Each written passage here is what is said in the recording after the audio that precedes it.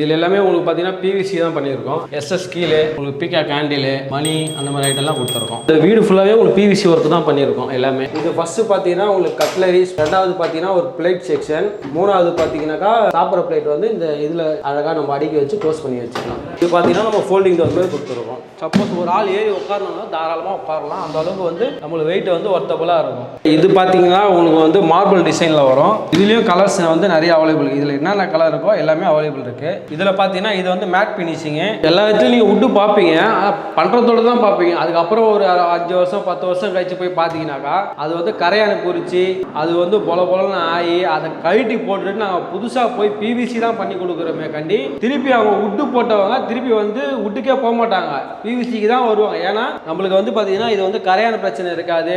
அதனால வந்து உட்டு போட்டு ஒரு வாட்டி அனுபவிச்சாங்கன்னா திருப்பி நம்ம கிட்ட தான் வருவாங்க, பிவிசி தான் பண்ணுவாங்க. நம்ம தமிழ்நாடு ஃபுல்லாக ஆல் ஓவர் எல்லாமே பண்ணி தரோம்.